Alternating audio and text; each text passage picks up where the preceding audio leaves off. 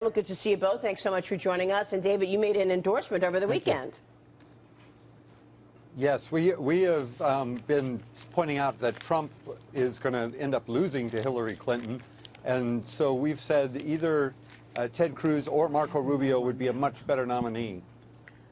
Scott, Senator, I know that you are on the other side of that. Let's talk about your pledge that Donald Trump made supporters take during a rally in Orlando, Florida over the weekend. Listen to this. I want to get your reaction. I do solemnly swear that no matter how I feel, no matter what the conditions, if there's hurricanes or whatever, that's good enough,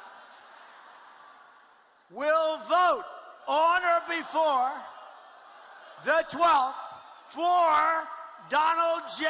Trump for president. Senator Scott Brown, your take on that.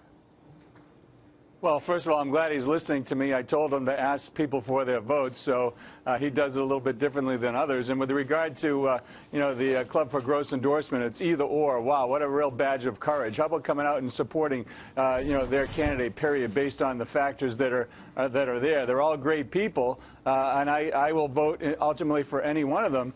And that's what I find so troubling about what Mitt Romney's doing and what others are saying. Hey, under no circumstances am I going to vote for the eventual nominee if it's Trump. Because we've gone from 17 down to 7, down to 4. Now we're going to go down to 1. You're telling me we're going to give up the cabinet secretaries, the ambassadors, all of the perks, the Supreme Court, and everything that goes along with having the president and the ability to sustain vetoes, really, because of personalities. So we just have a different philosophy as to where this party's going, and it's going to be exciting, Maria. David, what about that?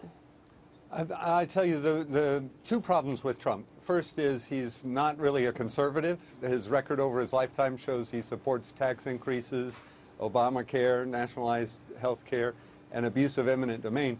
But more importantly, the polls consistently show he would be the one person who would lose to Hillary Clinton. We'd likely lose the U.S. Senate, and with that, the Supreme Court.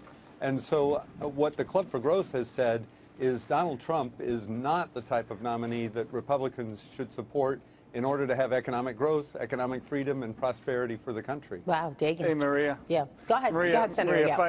Maria, if I may, and the sky is falling as well. Apparently, everybody is a fortune teller. They know what's going to happen in the ultimate when against Hillary Clinton, which I find fascinating because I know personally that the polls aren't always right. I'm evidence of that fact, and the fact that Donald Trump's not going to do this and not going to do that, I find that a false statement. It's really a false premise.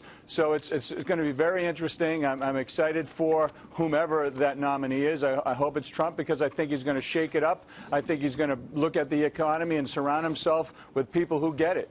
But, Scott, it's Dagan McDowell. Good to see you. What happened over the weekend? Let's just focus on Louisiana because Ted Cruz won more delegates, split the number of states. But in Louisiana, Donald Trump benefited from early voters. But in day of voting, Cruz beat him. And many people are pointing to that, saying Trump has hurt himself, particularly with that debate performance. Yeah, I don't disagree. He's going against people who are argued before the Supreme Court and have been in politics for virtually their whole lives. He's been doing it for 8 months. Listen, I and others have told him, listen, you got to get ready for the debates. And I can only imagine being on that debate stage with 23 or whatever million people watching, with Ted and Marco battling on the left and right. Listen, it's going to be tough, and he's going to get better and better and better. That being said, this, as I said, I never thought it would be over till California. I think it is going to be over a little bit earlier, but it's going to be very tight. Ted's a great guy. He's a formidable candidate, and so is Marco, and so is Kasich. After next week, when Florida and Ohio, then I think you're going to see a real, it's more than likely going to be a two-person race, and by then, quite honestly, it's going to be too late just via the numbers for Ted to catch up, especially if Donald wins Florida and Ohio. So we'll see what happens.